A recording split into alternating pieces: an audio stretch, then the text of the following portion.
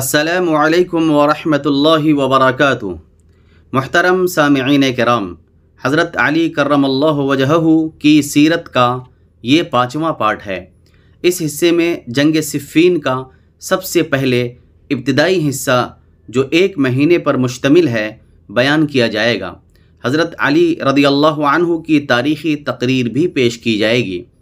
پھر جنگ صفین کو ترتیب کے ساتھ تمام جزئیات کو سامنے رکھتے ہوئے بیان کیا جائے گا۔ یہ مسلمانوں کی آپس کی ایسی جنگ ہے جس میں 70,000 مسلمان شہید ہوئے۔ انا للہ و انا الیہ راجعون۔ خاتمہ جنگ کا دلچسپ انداز بھی پیش کیا جائے گا، لہٰذا غور سے سنیں اور دوسروں کو بھی سننے کی ترغیب دیں۔ اگر آپ نے چینل سبسکرائب نہیں کیا ہے تو وہ بھی کر لیں۔ محترم سامعین کرام، جنگ صفین کا پہلا حصہ سماعت فرمائیں۔ جب صلح کی کوشش ناکام رہی تو مجبوراً لڑائی شروع ہوئی۔ محترم سامعین کرام، معذرت کے ساتھ پیش کر رہا ہوں کہ یہ سلسلہ وار حضرت علی رضی اللہ عنہ کی سیرت کے تعلق سے بات ہو رہی ہے۔ جب تک آپ اس سے پہلے والے پارٹ کو نہیں سنیں گے تب تک یہ بات آپ کو سمجھ میں کلی طور پر نہیں آئے گی، لہٰذا اس کو سمجھنے کے لیے ضروری ہے کہ اس سے پہلے جو چوتھا پارٹ ہے اس پارٹ کو ضرور سنیں۔ بہرحال جب صلح کی کوشش ناکام رہی تو مجبوراً لڑائی شروع ہوئی، مگر چونکہ دونوں طرف مسلمان اور ایک دوسرے کے عزیز دوست تھے، لہٰذا دلوں میں جدال و قتال کا ویسا جوش نہ تھا جیسا کہ کفار کے مقابلے میں ہوا کرتا تھا۔ عام طور پر لوگ یہی چاہتے تھے کہ یہ لڑائی ٹل جائے اور مصالحت ہو جائے۔ لڑائی کی صورت یہ تھی کہ طرفین سے ایک ایک آدمی میدان میں نکلتا اور ایک دوسرے سے لڑتا، باقی لشکر دونوں طرف سے اس لڑائی کا تماشا دیکھتا۔ چند روز تک تو روزانہ اس جنگ کا مبارزہ ہی کا سلسلہ جاری رہا۔ پھر لڑائی نے کسی قدر ترقی اور اشتعال کی صورت اختیار کی تو صرف یہیں تک محدود رہی کہ طرفین سے ایک ایک سردار اپنی اپنی محدود جماعت لے کر نکلتا اور اس طرح ایک جماعت کی دوسری جماعت سے معرکہ آرائی ہوتی، باقی لشکر اپنی جگہ خاموش اور تماشائی رہتا۔ یہ سلسلہ 1 مہینے تک جاری رہا۔ دوسرے الفاظ میں یوں کہہ سکتے ہیں کہ 1 مہینے تک دونوں لشکروں نے آئندہ بڑی خونریز جنگ کے لیے آپس میں جنگی مشق کو جاری رکھا۔ اس 1 مہینے کی معرکہ آرائیوں کو جنگ صفین کا پہلا حصہ سمجھنا چاہیے۔ ماہ ذی الحجہ ختم ہو کر جب محرم کا مہینہ شروع ہوا تو 1 محرم سن 37 ہجری تک 1 مہینے کے لیے طرفین نے لڑائی کی بالکل تعطیل کر دی۔ اس 1 مہینے میں دونوں طرف کی فوجیں بالکل خاموش رہیں۔ مصالحت کی گفتگو اور سلسلہ جنبانی بھی پھر جاری ہو گیا۔ اس جگہ یہ بات یاد رکھنے کے قابل ہے کہ محرم کے اس مہینے میں مسلمانوں کی دونوں فوجوں کا ایک دوسرے کے مقابل خیمہ زن ہونا ضرور یہ نتیجہ پیدا کر دیتا اور یہ خیال خود بخود طاقت پیدا کر لیتا کہ جنگ سے صلح بہرحال بہتر ہے اور مسلمانوں کو ہرگز آپس میں نہیں لڑنا چاہیے۔ جب تمام لشکری لوگوں میں یہ کرہ ہوائی پیدا ہو جاتا تو سرداران لشکر کو بھی مجبوراً صلح پر رضامند ہونا پڑتا، لیکن اس سکون اور خاموشی کے ایام میں صبائی جماعت جو شریک تھی اور جس کا کوئی جداگانہ وجود نہ تھا، بڑی سرگرمی سے مصروف کار رہی۔ اس نے اپنی انتہائی کوشش اس کام میں صرف کر دی کہ لوگوں کے دلوں میں ایک دوسرے کی محبت و رعایت مطلق پیدا نہ ہو سکے اور نفرت و عداوت ترقی کرے۔ سرداران لشکر کی حالت یہ تھی کہ علی رضی اللہ عنہ کسی طرح سے خلافت سے دستبردار نہیں ہو سکتے تھے۔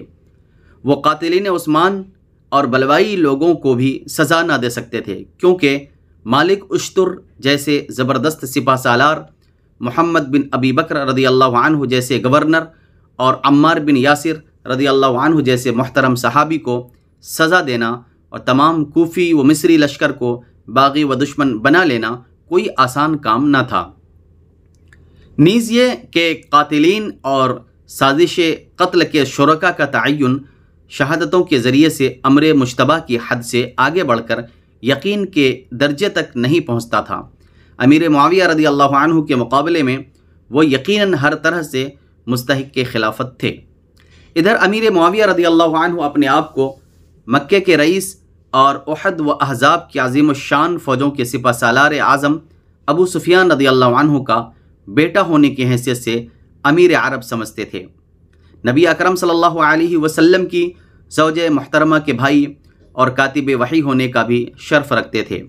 عثمان غنی رضی اللہ عنہ کے ہم جد اور وارث ہونے کی حیثیت سے خون عثمان کا قصاص طلب کرنے میں وہ اپنے آپ کو سراسر حق و راستی پر یقین کیے ہوئے تھے۔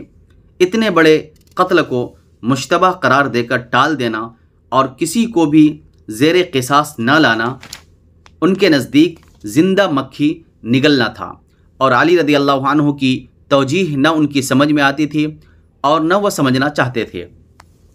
طلحہ و زبیر رضی اللہ عنہما کے خروج اور مدینے کے کئی اکابر صحابہ کا بیعت علی سے پرہیز کرنے اور عمرو بن العاص رضی اللہ عنہ وغیرہ حضرات کے تائید کرنے سے ان کے ارادے اور یقین میں اور بھی زیادہ قوت پیدا ہو گئی تھی۔ طرفین اپنی اپنی باتوں اور ارادوں پر صحیح نظر ڈالنے اور اپنی خواہشوں اور امیدوں کے فریب سے بالکل بچ جانے کے قابل ہو جاتے اگر ان کے ساتھی اور لشکری خود صحیح راستے کو اختیار کر کے انہیں مجبور کر دیتے، اور اس کے لیے یہ محرم یعنی تعطیل کا زمانہ بہترین موقع تھا۔ لیکن صبائی جماعت اپنی شرارت پاشی کے کام میں خوب مستعد تھی اور وہ اپنی اس کوشش میں کامیاب ہو گئی کہ مسلمان مصالحت کی طرف نتیجہ خیز طور پر متوجہ نہ ہو سکے۔ ایام تعطیل میں صلح کی دوسری کوشش۔ لڑائی کو بند کرنے کے بعد سن 37 ہجری کی کسی تاریخ میں علی رضی اللہ عنہ نے ایک سفارت امیر معاویہ رضی اللہ عنہ کے پاس روانہ کی کہ پھر صلح و مصالحت کی سلسلے جنبانی کریں۔ اس سفارت میں عدی بن حاتم رضی اللہ عنہ، زید بن قیس، زیاد بن حصفہ، شیس بن ربیعی شامل تھے۔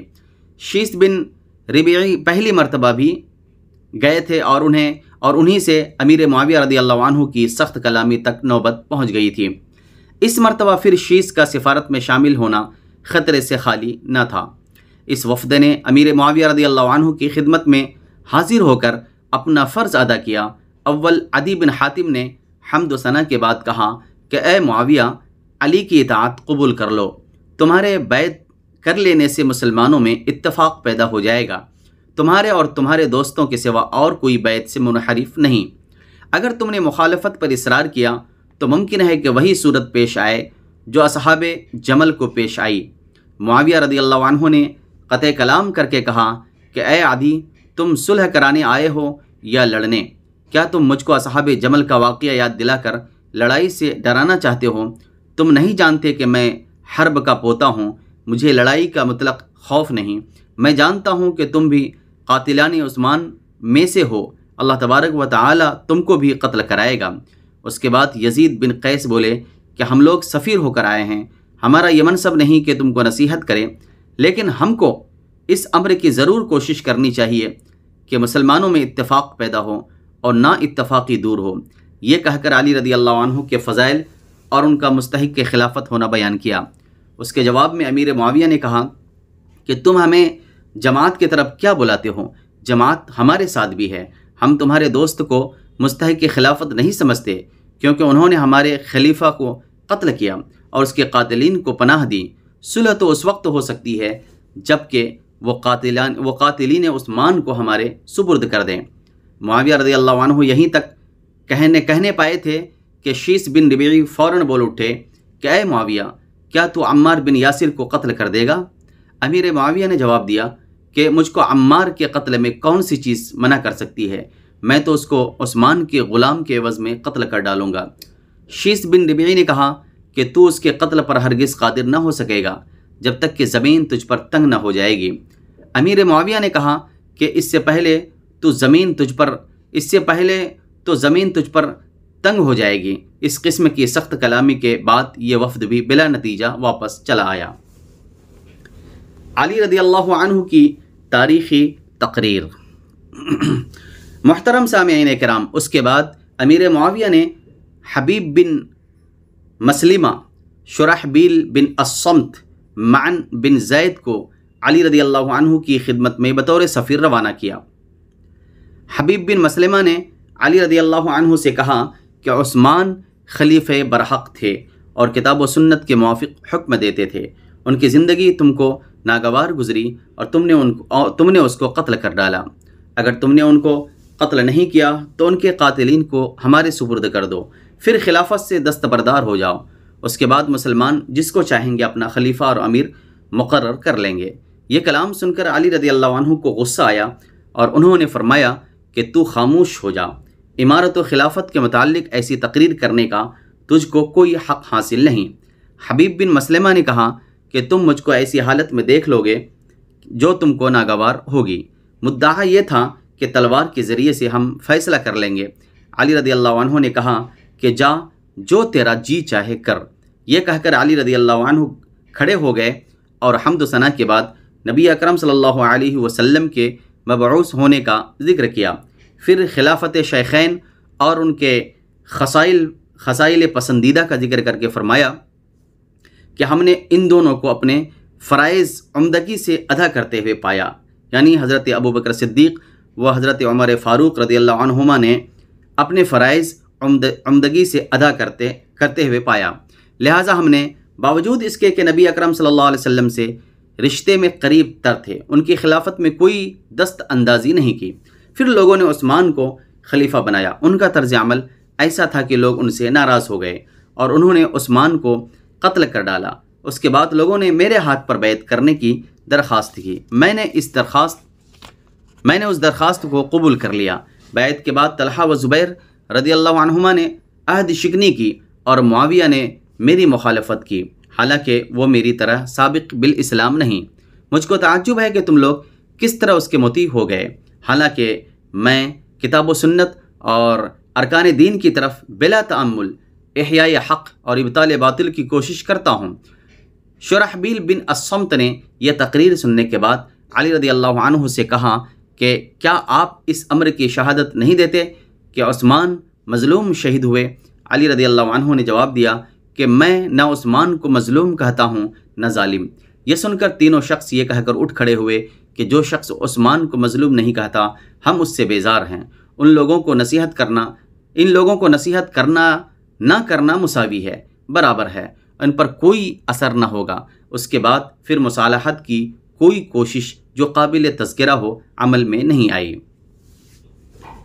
جنگ صفین کا ایک ہفتہ۔ معزز سامعین کرام، ماہ محرم سن 37 ہجری کی آخری تاریخ کو علی رضی اللہ عنہ نے اپنے لشکر کو حکم عام دے دیا کہ کل یکم ماہ سفر سے فیصلہ کن جنگ شروع ہوگی۔ ساتھ ہی یہ بھی اعلان کر دیا کہ حریف جب تمہارے سامنے سے پسپا ہو تو بھاگنے والوں کا نہ تو تعاقب کیا جائے نہ ان کو قتل کیا جائے، زخمیوں کا مال نہ چھینا جائے، کسی لاش کا مصلح نہ کیا جائے، عورتیں اگرچہ گالیاں بھی دیں ان پر کوئی زیادتی نہ کی جائے۔ اسی قسم کے احکام امیر معاویہ نے بھی اپنے لشکر میں جاری کر دیے۔ یکم سفر کو صبح سے لڑائی شروع ہوئی۔ اس روز اہل کوفہ نے اشتر کی سرداری میں اور اہل شام نے حبیب بن مسلمہ کی سرداری میں ایک دوسرے کا مقابلہ کیا۔ صبح سے شام تک برابر ہنگامہ کارزار گرم رہا، مگر کوئی فیصلہ شکست و فتح کی شکل میں نمودار نہ ہو سکا۔ دوسرے دن علی رضی اللہ عنہ کی طرف سے ہاشم بن عتبہ سوار و پیادہ لشکر لے کر نکلے اور اہل شام کی طرف سے ابو الاعور سلمی نے مقابلہ کیا۔ اس روز بھی شام تک بڑی خونریز لڑائی جاری رہی اور کوئی فیصلہ نہ ہوا۔ تیسرے روز علی رضی اللہ عنہ کی طرف سے عمار بن یاسر رضی اللہ عنہ اور امیر معاویہ رضی اللہ عنہ کی طرف سے عمرو بن العاص رضی اللہ عنہ لشکروں کو لے کر مقابل ہوئے۔ یہ لڑائی سابقہ 2 دن کی لڑائیوں سے بھی زیادہ سخت و شدید تھی۔ عمار بن یاسر رضی اللہ عنہ نے شام کے قریب آخر میں ایسا سخت حملہ کیا کہ عمرو بن العاص رضی اللہ عنہ کو کسی قدر پسپا ہو جانا پڑا۔ تاہم آج بھی کوئی فیصلہ نہ ہوا۔ چوتھے روز معاویہ رضی اللہ عنہ کی طرف سے عبید اللہ بن عمر رضی اللہ عنہما، علی رضی اللہ عنہ کی طرف سے ان کے صاحبزادے محمد بن الحنفیہ لشکر لے کر نکلے۔ اس روز بھی خوب زور شور کی لڑائی ہوئی۔ جب شام ہونے کو آئی تو عبیداللہ بن عمر رضی اللہ عنہما نے محمد بن الحنفیہ کو صف لشکر سے جدا ہو کر مبارزہ کی لڑائی کے لیے للکارا۔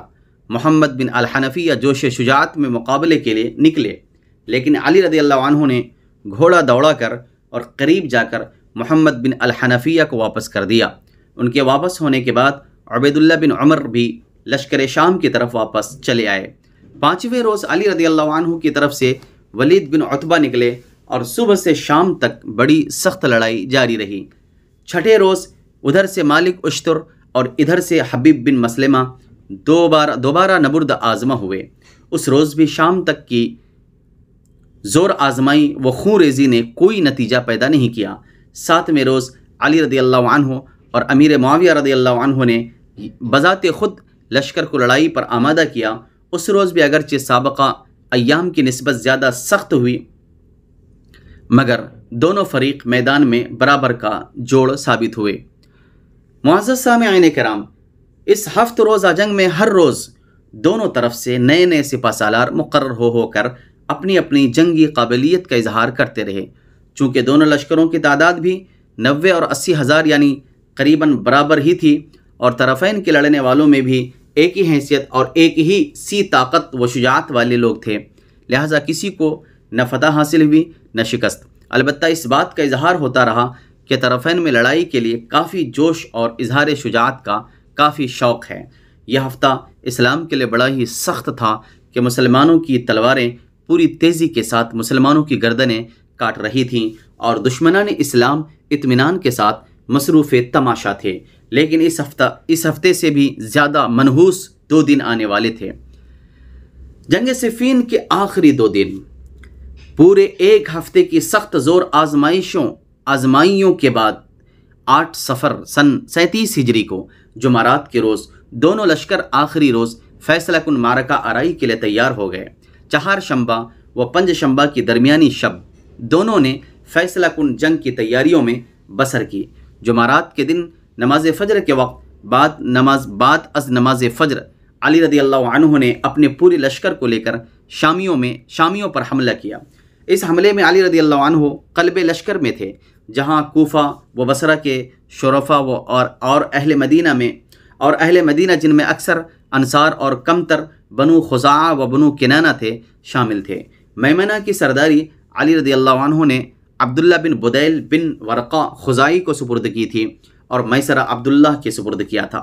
ہر ایک قبیلے کے لیے جگہ اور مقام مقرر کر دیا گیا تھا۔ ہر ایک قبیلے کا الگ الگ جھنڈا اور الگ الگ افسر تھا۔ عمار بن یاسر کو آج رجز خانوں اور قاریوں کا انتظام سپرد تھا۔ قیس بن سعد اور عبداللہ بن یزید بھی رجز خانوں کی افسری پر مامور تھے۔ امیر معاویہ رضی اللہ عنہ نے اپنے خیمے میں بیٹھ کر لوگوں سے موت پر بیعت لی تھی۔ ان کے لشکر میں حبیب بن مسلمہ میسرہ کے اور عبیداللہ بن عمر میمنہ کے افسر تھے۔ علی کے لشکر کا میمنہ اول آگے بڑھا اور عبداللہ بن بدیل خزائی نے اپنی ماتحت فوج یعنی میمنہ کو لے کر امیر معاویہ کے میسرہ یعنی حبیب بن مسلمہ پر حملہ کیا۔ یہ حملہ اگرچہ نہایت سخت اور نقصان رسا تھا، لیکن اس کا نتیجہ لشکر شام کے لیے اچھا نکلا۔ حبیب بن مسلمہ کی رکابی فوج کو عبداللہ بن بدیل دباتے اور پیچھے ہٹاتے ہوئے اس مقام تک لے گئے جہاں امیر معاویہ کے ہاتھ پر موت کے لیے بیعت کی گئی تھی۔ اپنے میمنہ کی اس نازک حالت کو دیکھ کر امیر معاویہ نے ان لوگوں کو جو ان کے گرد تھے حملے کا حکم دیا۔ ان لوگوں کا حملہ ایسا زبردست تھا کہ عبداللہ بن بدیل صرف 250 آدمیوں کے ساتھ رہ گئے، باقی تمام عراقی پسپا اور فرار ہو کر اس مقام تک پہنچ گئے جہاں علی رضی اللہ عنہ کھڑے تھے۔ اپنے میمنہ کی ایسی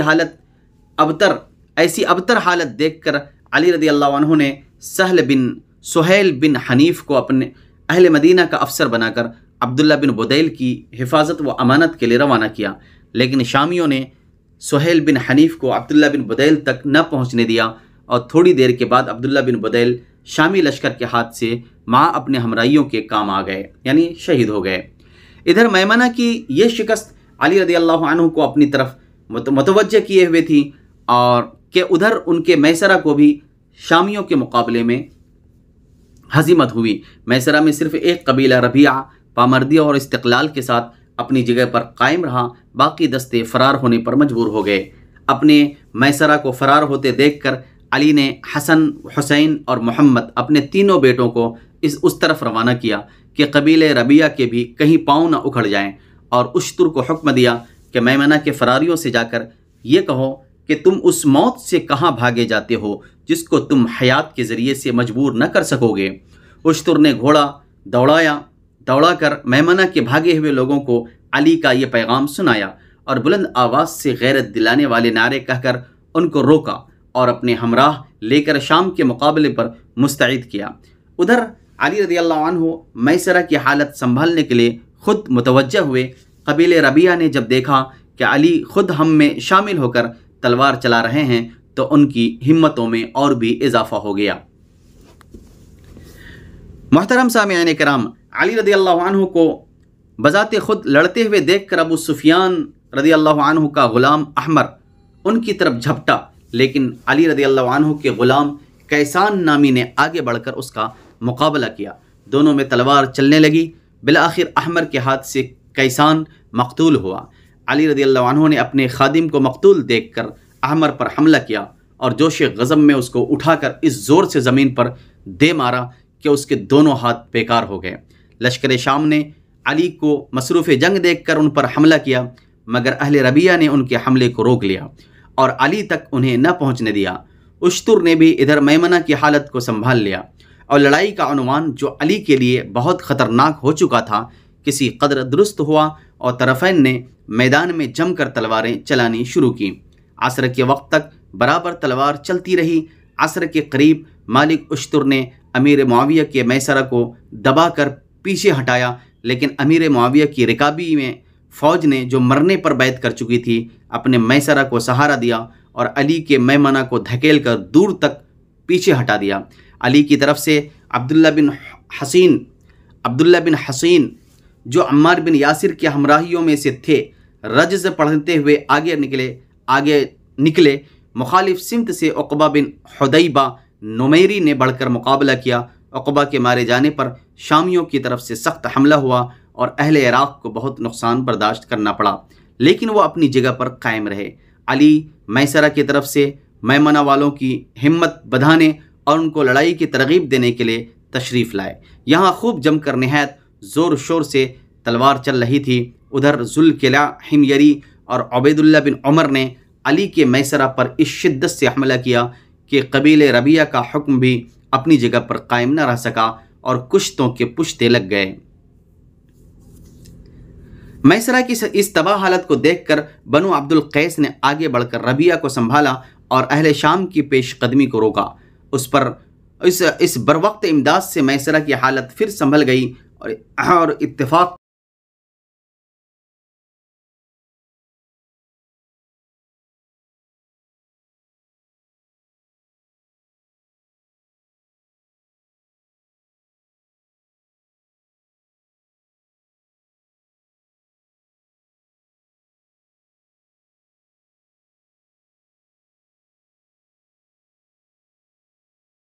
इत्तेफाक की बात यह कि ज़ुल्किला हिमयरी और उबैदुल्लाह बिन उमर दोनों लड़ाई में काम आए, यानी शहीद हुए।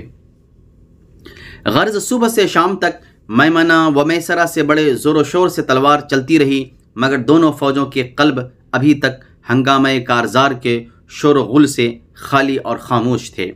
आखिर अली रज़ियल्लाहु अन्हु की तरफ से अम्मार बिन यासिर ने बुलंद आवाज़ से लोगों को मुखातब करके कहा कि जो शख्स अल्लाह तबारक व तआला की खुशनुदी हासिल करना चाहता हो और उसको माल व औलाद की तरफ वापस जाने की ख्वाहिश न हो, वो मेरे साथ आ जाए। बीच में मोहतरम सामीन इकराम चंद इस्तिलाहात को समझ लें। देखिए, मैमना, मैसरा और मुक़द्दमतुल जैश जंगी फ़ौज की इस्तिलाहात हैं। फ़ौज के अगले हिस्से को मुक़द्दमतुल जैश, दाएं हिस्से को मैमना और बाएं हिस्से को मैसरा कहते हैं। मोहतरम सामीन किराम, तो उन्होंने ये कहा कि जो शख्स अल्लाह तबारक व तआला की खुशनुदी हासिल करना चाहता हो اور اس کو مال و اولاد کی طرف واپس جانے کی خواہش نہ ہو وہ میرے ساتھ آ جائے۔ وہ یہ کہتے ہوئے چلے اور ان کے ساتھ بہت سے لوگ مارنے اور مرنے پر مستعد ہو کر شامل ہو گئے۔ آخر وہ علی رضی اللہ عنہ کے علم بردار ہاشم بن عتبہ کے پاس پہنچے۔ وہ بھی علم لیے ہوئے ان کے ساتھ ہو لیے۔ عمار بن یاسر اپنے ذاتی گروہ کو لیے ہوئے لشکر شام کے قلب پر حملہ آور ہوئے۔ اب دن ختم ہو کر رات شروع ہو گئی تھی۔ عمار بن یاسر رضی اللہ عنہ کا یہ حملہ نہایت سخت تھا، جس کو عمرو بن العاص نے بڑی مشکل سے روکا۔ خوب تلوار چلی اور آخر کار عمار رضی اللہ عنہ اسی لڑائی میں کام آئے، یعنی شہید ہوئے۔ انا للہ و انا الیہ راجعون۔ عمار بن یاسر رضی اللہ عنہ کے مارے جانے کی خبر جب علی رضی اللہ عنہ کو معلوم ہوئی تو سخت صدمہ ہوا، اور اس کے بعد لشکر اہل شام کا بھی ہر حصہ مصروف جنگ ہو گیا۔ تلواروں کی خچا خچ اور نیزوں کی تان و ضرب، نیز رجز خانوں کی آوازوں اور لڑنے والوں کی تکبیروں سے تمام عرصہ شب معمور رہا۔ یہ رات جمعہ کی رات تھی جو لیلۃ الحریر کے نام سے مشہور ہے۔ اسی شب میں اویس قرنی بھی شہید ہوئے۔ علی رضی اللہ عنہ کبھی میمنہ میں ہوتے تھے، کبھی میسرہ میں نظر آتے اور کبھی لشکر میں شمشیر زنی کرتے ہوئے دیکھے جاتے تھے۔ عبداللہ بن عباس رضی اللہ عنہما میسرہ کو سنبھالے ہوئے تھے اور اشتر نے میمنہ کو سنبھال رکھا تھا۔ اسی طرح معاویہ رضی اللہ عنہ، عمرو بن العاص رضی اللہ عنہ اور دوسرے سرداروں نے لشکر شام کو مصروف جنگ رکھا۔ ساری رات اسی جنگ و پیکار میں بسر ہو گئی۔ دن کے بعد رات بھی ختم ہو گئی، مگر لڑائی کے ختم ہونے کی کوئی صورت ظاہر نہ ہوئی۔ جمعہ کا دن شروع ہوا اور آفتاب افقی مشرق سے طلوع ہوا تو اس نے غروب ہوتے وقت دونوں لشکر کو جس طرح مصروف قتال چھوڑا تھا اسی طرح مصروف قتال دیکھا۔ لیلۃ الحریر کی جنگ و پیکار میں ایک قابل تذکرہ واقعہ یہ بھی ہوا کہ علی رضی اللہ عنہ ایک مرتبہ 12,000 سواروں کا زبردست دستہ لیے ہوئے اس سرعت و قوت سے حملہ آور ہوئے کہ امیر معاویہ کے خیمے تک پہنچ گئے، اور امیر معاویہ کو آواز دے کر کہا کہ مسلمانوں کے قتل کرانے سے کوئی فائدہ نہیں، آؤ ہم دونوں میدان میں ایک دوسرے کا مقابلہ کریں۔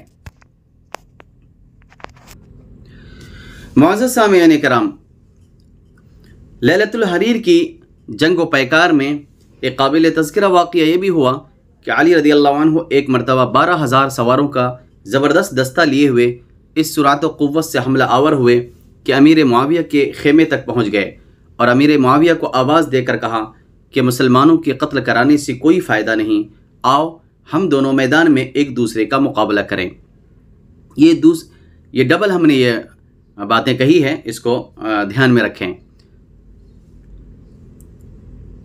تو آؤ ہم دونوں میدان میں ایک دوسرے کا مقابلہ کریں، ہم میں جو کامیاب ہو وہی خلیفہ ہو جائے گا۔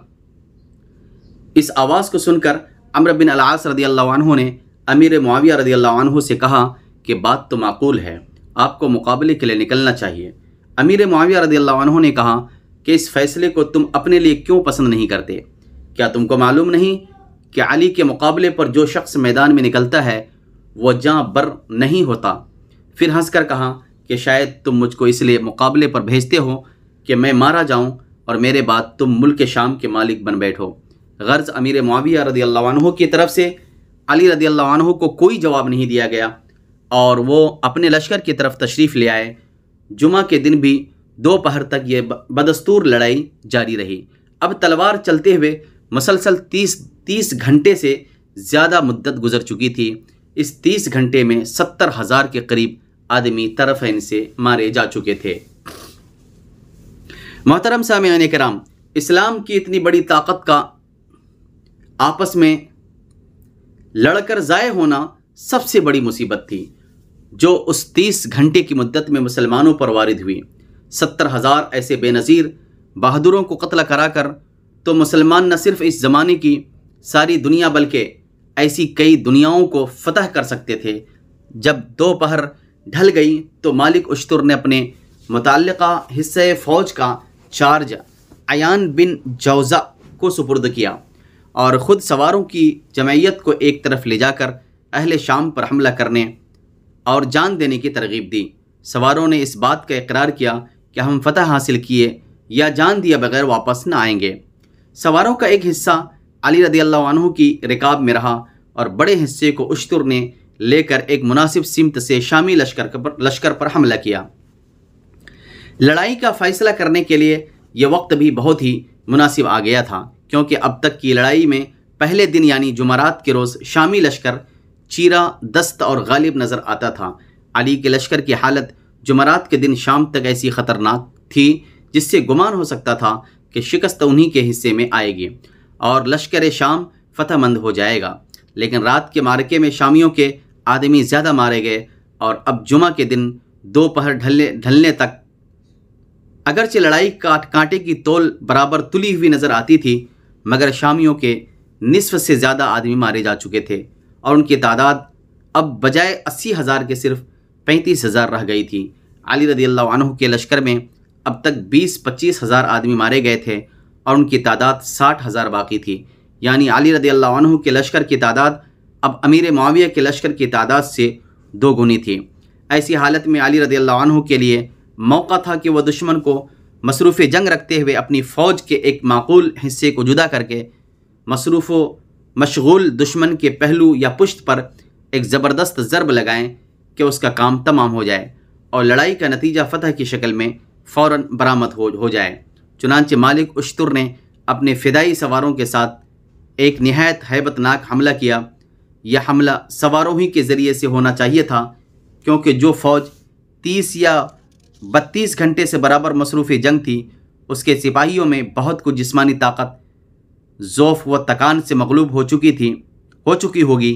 ایسے سپاہیوں کے حملے میں مرعوب کن شان کا پیدا کرنا آسان نہ تھا، لیکن گھوڑوں کو اب تک زیادہ کام نہ کرنا پڑا تھا اور وہ پیدل سپاہیوں کی نسبت سے یقیناً تازہ دم تھے۔ اشتر نے برق و باد کی طرح حملہ کیا، صفوں کو ریلتا دھکیلتا اور روندتا ہوا شامیوں کے قلب لشکر تک پہنچ گیا۔ علی نے جب اشتر کو کامیاب حملہ کرتے اور اس کے علم کو دم بدم آگے بڑھتے ہوئے دیکھا تو ادھر سے اپنے رکابی سواروں کے کومکی دستے یکے بعد دیگرے پیغام بھیجنا شروع کیے تاکہ اس حملے کی ترقی کسی جگہ رکنے نہ پائے اور اشتر دم بدم زیادہ طاقتور ہو جائے۔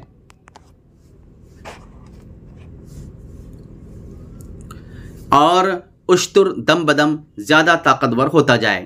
اس تدبیر کا تیر ٹھیک نشانے پر بیٹھا۔ شامی فوج کا علم بردار بھی اشتر کے ہاتھ سے مارا گیا اور عمرو بن العاص اور امیر معاویہ کی فرودگاہ کے سامنے کچھ تو خون ہونے لگا۔ اشتر کے حملہ آور ہونے کے وقت شدت جنگ کی وجہ سے دونوں فوجوں کا پھیلاؤ سمٹ چکا تھا۔ میمنہ اور میسرہ اپنے اپنے قلب کے ساتھ مل کر ایک ہو گئے تھے اور پوری تیزی سے ایک دوسرے کو قتل کرنے میں مصروف تھے۔ اگر میمنے اور میسرے پھیلے ہوئے ہوتے اور لڑائی کے مرکز ہوتے تو اشتر کا یہ حملہ کوئی قطعی فیصلہ نہیں کر سکتا تھا، کیونکہ فوج کے ایک حصے کا زور بآسانی دوسرے حصے کی جانب منتقل کیا جا سکتا تھا اور سپہ سالار اعظم کوئی نہ کوئی تدبیر نکال سکتا تھا۔ لیکن یہ حملہ ایسے صحیح موقع اور مناسب وقت پر کیا گیا تھا کہ شامی لشکر کی شکست میں کوئی کسر باقی نہ تھی۔ لشکر شام کے سردار حریف کو اپنے قلب لشکر میں چیرہ دست اور اپنے علم بردار کو مقتول دیکھ کر حواس باختہ ہو چکے تھے۔ ساری کی ساری طاقت اپنے مد مقابل سے زور آزمائی میں مصروف تھی اور ان اچانک آ پڑنے والے حملہ آوروں کی مدافعت کے لیے کوئی محفوظ طاقت باقی نہ تھی۔ ابھی تک شامیوں نے میدان جنگ سے منہ نہیں موڑا تھا اور ابھی تک وہ کسی طرح شکست خوردہ نہیں کہے جا سکتے تھے، لیکن ان کے شکست پانے اور ہزیمت یافتہ ہونے میں اب گھنٹوں کی نہیں بلکہ منٹوں کی دیر تھی کہ عمرو بن العاص رضی اللہ عنہ کی انگشت تدبیر کے ایک اشارے نے نتیجے جنگ کو ادھر سے ادھر پلٹ دیا۔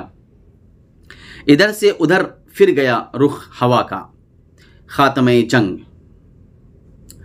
علی رضی اللہ عنہ اشتر کے کامیاب حملے کو دیکھ کر جس قدر مسرور و مطمئن تھے، امیر معاویہ اسی قدر پریشان و حواس باختہ ہو رہے تھے۔ عمرو بن العاص نے امیر معاویہ سے کہا کہ اب دیکھتے کیا ہو، لوگوں کو حکم دو۔ معزز سامعین کرام، یہ سمجھنے کی بات اور سننے کی بات ہے، غور سے سماعت فرمائیں کہ حضرت عمرو بن العاص نے ایسے موقع پر امیر معاویہ سے کہا کہ اب دیکھتے کیا ہو، لوگوں کو حکم دو کہ وہ فوراً نیزوں پر قرآن مجید کو بلند کریں اور بلند آواز سے کہیں ھذا کتاب اللہ بیننا و بینکم، ہمارے تمہارے درمیان اللہ تبارک و تعالیٰ کی کتاب قرآن مجید ہے۔ چنانچہ فوراً یہ حکم دیا گیا اور اہل شام نے نیزوں پر قرآن مجید کو بلند کر کے کہنا شروع کیا کہ ہم کو قرآن مجید کا فیصلہ منظور ہے۔ بعض حصوں سے آواز آتی تھی کہ مسلمانوں، ہماری لڑائی دین کے لیے ہے، آؤ قرآن مجید کے فیصلے کو منظور کر لیں اور لڑائی کو ختم کر دیں۔ بعض سمتوں سے آواز آتی تھی کہ مسلمانوں، قرآن مجید کو حکم بنا لو، اگر لڑائی میں شامی لوگ تباہ ہو گئے تو رومیوں کے حملے کو کون روکے گا، اور اہل عراق برباد ہو گئے تو مشرقی حملہ آوروں کا مقابلہ کون کرے گا۔ علی رضی اللہ عنہ کے لشکر والوں نے جب قرآن مجید کو نیزوں پر بلند دیکھا تو لڑائی سے ہاتھ کھینچ لیا۔ عبداللہ بن عباس نے شامیوں کی یہ حرکت دیکھ کر کہا کہ اب تک تو لڑائی تھی لیکن اب فریب شروع ہو گیا۔ علی رضی اللہ عنہ نے لوگوں کو سمجھایا کہ تم اس وقت کوتاہی نہ کرو، بہت جلد تم کو کامیابی حاصل ہو جائے گی۔ لوگ مسلسل لڑتے لڑتے تھک گئے تھے اور اس لڑائی کو جو مسلمانوں کے درمیان ہو رہی تھی مضر اسلام بھی سمجھتے تھے، اس لیے انہوں نے لڑائی کو بند کرنے اور صلح پر رضامند ہو جانے کی اس درخواست کو بہت ہی غنیمت سمجھا اور فوراً تلواریں میانوں میں رکھ لیں۔ اب تک دونوں لشکروں کی طاقت مقابلہ میں بالکل مساوی ثابت ہوتی رہی تھی، اور فتح کا قریب ہونا جس طرح علی رضی اللہ عنہ اور بعض تجربہ کار و باخبر سرداروں کو نظر آتا تھا، عام سپاہیوں اور لڑنے والوں کو اسے سمجھنے کا موقع نہ ملا تھا۔ یہ رنگ دیکھ کر سبائی گروہ کے افراد کی بھی آنکھیں کھلیں، وہ فوراً میدان عمل میں نکل آئے اور علی کے گرد جمع ہو کر ان کو مجبور کرنا شروع کیا کہ آپ اشتر کو واپس بلا لیں۔ اشتر اپنی کامیابی کو یقینی سمجھتا اور فتح و فیروزی کو پیش پا افتادہ دیکھتا تھا۔ اشتر کے واپس بلانے اور لڑائی بالکل بند کر دینے کا مطالبہ کرنے والوں کے ساتھ عام لشکری آ کر شریک ہونے لگے۔ ادھر لوگوں نے لڑائی بند کر دی اور اشتر کے حملے کو روکنے کے لیے شامی فوج فارغ ہو گئی۔ ادھر علی کو لوگوں نے چاروں طرف سے گھیر کر یہاں تک گستاخانہ کلام کیا کہ اگر آپ اشتر کو واپسی کا حکم نہ دیں گے تو ہم آپ کے ساتھ بھی وہی سلوک کریں گے جو ہم نے عثمان غنی کے ساتھ کیا ہے۔ یہ خطرناک صورتحال دیکھ کر علی رضی اللہ عنہ نے اشتر کے پاس فوراً آدمی دوڑایا کہ یہاں فتنے کا دروازہ کھل گیا ہے، جس قدر جلد ممکن ہو اپنے آپ کو میرے پاس واپس پہنچاؤ۔ اشتر بدل ناخواستہ واپس آیا اور لڑائی کا ہنگامہ یک لخت بند ہو کر تمام میدان پر سکون و خاموشی طاری ہو گئی۔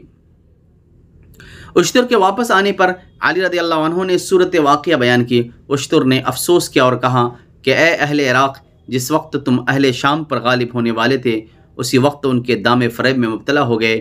لوگوں میں یہاں تک لڑائی کے خلاف جوش پیدا ہو چکا تھا کہ انہوں نے اشتر پر حملہ کرنا چاہا، مگر علی کے ڈانٹنے اور روکنے سے وہ رک گئے۔ اس کے بعد اشعث بن قیس نے آگے بڑھ کر عرض کیا کہ امیر المؤمنین، لوگوں نے قرآن کریم کو حکم تسلیم کر لیا اور لڑائی بند ہو گئی۔ اب اگرچہ آپ اجازت دیں تو میں معاویہ کے پاس جا کر ان کے منشاء دلی کو معلوم کروں۔ علی نے ان کو اجازت دی۔ وہ امیر معاویہ کے پاس گئے اور دریافت کیا کہ تم نے قرآن مجید کو کس غرض سے نیزوں پر بلند کیا تھا؟ انہوں نے جواب دیا، ہم اور تم دونوں اللہ اور رسول کے حکم کی طرف رجوع کریں، ایک شخص کو ہم اپنی طرف سے منتخب کریں اور ایک کو تم اپنی طرف سے مقرر کر دو، ان دونوں سے حلف لیا جائے کہ وہ قرآن مجید کے موافق فیصلہ کریں گے، اس کے بعد وہ فیصلہ صادر کریں، اس پر ہم دونوں راضی ہو جائیں۔ اشعث بن قیس یہ سن کر علی رضی اللہ عنہ کی خدمت میں واپس آئے اور امیر معاویہ سے جو کچھ سنا تھا وہ سب بیان کیا۔ علی کے ارد گرد جس قدر لوگ موجود تھے یہ سن کر ان سب نے یک زبان ہو کر کہا کہ ہم اس بات پر راضی ہیں اور ایسے فیصلے کو پسند کرتے ہیں۔ اس کے بعد امیر معاویہ اور اہل شام سے دریافت کیا گیا کہ تم اپنی طرف سے کس کو حکم منتخب کرتے ہو؟ انہوں نے کہا کہ عمرو بن العاص کو۔ اب علی رضی اللہ عنہ کی مجلس میں یہ مسئلہ پیش ہوا کہ ہماری طرف سے کون حکم مقرر کیا جائے؟ علی رضی اللہ عنہ نے کہا کہ میں عبداللہ بن عباس کو پسند کرتا ہوں۔ ان کے اہل مجلس نے کہا کہ عبداللہ بن عباس آپ کے رشتہ دار ہیں، ہم ایسے شخص کو حکم مقرر کرنا چاہتے ہیں جس کا آپ سے اور میرے امیر معاویہ سے یکساں تعلق ہو۔ علی رضی اللہ عنہ نے فرمایا کہ اچھا تم بتاؤ کس کو پسند کرتے ہو؟ لوگوں نے کہا کہ ابو موسیٰ اشعری رضی اللہ عنہ کو بہت مناسب سمجھتے ہیں۔ علی رضی اللہ عنہ نے کہا کہ میں ابو موسیٰ کو ثقہ نہیں سمجھتا، قابل اعتماد نہیں سمجھتا۔ تم اگر ابن عباس کو میرا رشتہ دار ہونے کی وجہ سے انتخاب نہیں کرتے ہو تو مالک اشتر کو مقرر کر دو، وہ میرا رشتہ دار بھی نہیں۔ لوگوں نے کہا کہ ابو موسیٰ اشعری رضی اللہ عنہ کو نبی اکرم صلی اللہ علیہ وسلم کی صحبت ملی ہے، وہ صحابی ہیں اور مالک اشتر اس شرف سے محروم ہے، لہٰذا ہم اس کو ابو موسیٰ اشعری رضی اللہ عنہ پر ہرگز ترجیح نہ دیں گے۔ آخر ابو موسیٰ اشعری رضی اللہ عنہ حکم تجویز ہو گئے۔ ابھی یہ مجلس برپا ہی تھی کہ امیر معاویہ کی طرف سے عمرو رضی اللہ عنہ اقرار نامہ لکھنے کے لیے آ گئے تھے۔ وآخر دعوانا ان الحمد للہ رب العالمین۔